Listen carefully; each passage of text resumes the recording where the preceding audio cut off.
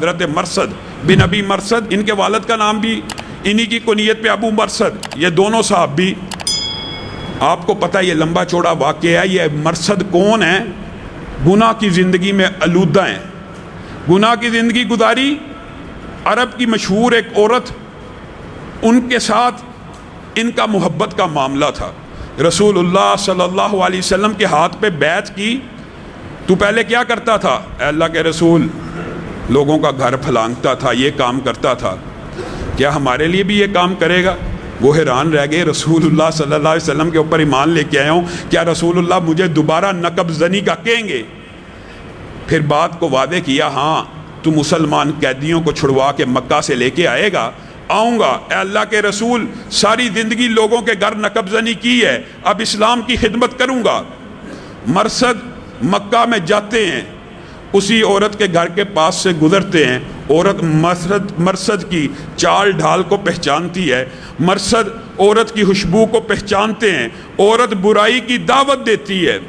یہ مرثد جو چند دن پہلے مسلمان ہوئے ہیں، آج عورت برائی کی دعوت دے رہی ہے، وہی عورت ہے، وہی مرثد ہیں، لیکن صرف ایمان کا فرق آ گیا ہے۔ عورت نے کہا آ جائیے، شاباشی کریں۔ مرثد نے کہا یہ ہاتھ رسول اللہ کے ہاتھ میں دے آیا ہوں، اب کسی غیر محرم کو چھو نہیں سکتا۔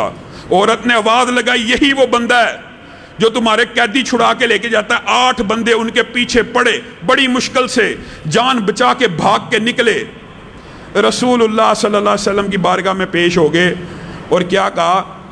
کہا اللہ کے رسول، میں ایمان لے کے آیا، میں نے توبہ کی، میں نے گناہوں کو چھوڑا، لیکن آج شیطان نے حملہ بہت برا کیا۔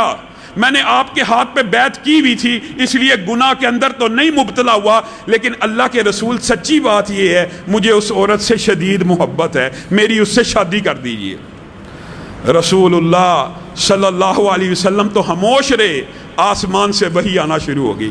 یہ مرثد جو تھوڑے دن پہلے گناہگار تھا، توبہ کی، ایمان کو قبول کیا، آج جب تک قرآن کا ایک قاری بھی زندہ ہے، مرثد کا نام زندہ رہے گا۔ الزانی لا ینکح الا الزانیہ، مرثد کے لیے اللہ نے آسمان سے، عرش کی بلندیوں سے آیت نازل کی، اے مرثد، جو زانیہ ہوتی ہے نا، اس کی شادی زانی سے ہونی چاہیے، تو ایمان لے کے آ گیا، اب تیرا نکاح مومنہ سے ہوگا، کسی زانیہ سے نہیں ہوگا۔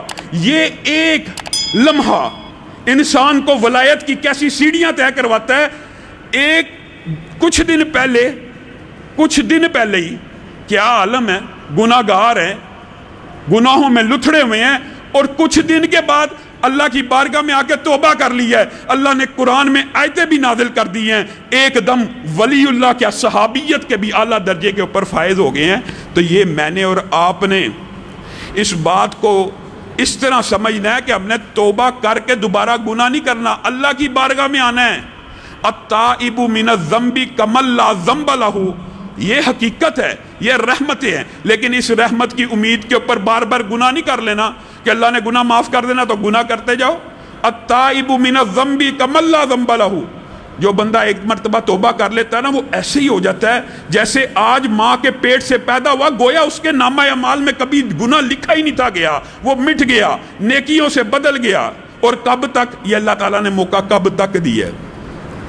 ان اللہ لا یقبل توبۃ العبد ما لم یغرغر، اللہ تعالیٰ بندہ مومن کی توبہ اس وقت تک قبول کرتا ہے ما لم یغرغر، جب تک روح اپنی ایڑی کو حلق کے اس حصے پہ نہیں مارتی۔ جب وہ روح نکلنے لگتی ہے نا، کبھی پسری کا ذکر بھی ہے قرآن پاک میں، کبھی حلق کا ذکر بھی ہے، فلولا اذا بلغت الحلقوم کا ذکر بھی ہے، کلا اذا بلغت التراقی وقیل من راق کا ذکر بھی ہے۔ روح نکلتی ہے، قدموں کی طرف سے نکلنا شروع ہوتی ہے، یہاں پہ بھی ایڑ لگاتی ہے، حلق کے اوپر بھی ایڑ لگاتی ہے، یہ قرآن پاک میں اس کا مفصل ذکر موجود ہے۔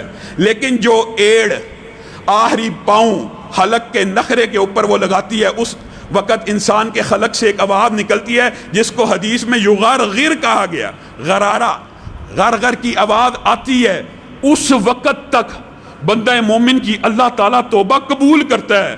اسی وجہ سے بعض روایات کے اندر یہ بات آتی ہے کہ جس ٹائم فرعون نے پانی کی لہر میں ڈوبنے لگا نا، تو اس وقت اس کے منہ سے یہ الفاظ نکلے، میں موسیٰ اور ہارون کے رب پہ ایمان لے کے آتا ہوں۔ جبریل امین کو اللہ کی سنت تو پتہ تھی۔ جبریل امین بعض روایات کے اندر آتا ہے اس کے منہ میں مٹی ڈالنا شروع ہو گئے کہ کہیں منہ سے استغفر اللہ کے الفاظ نہ کہہ دے اور رب اس ظالم کو معاف نہ کر دے۔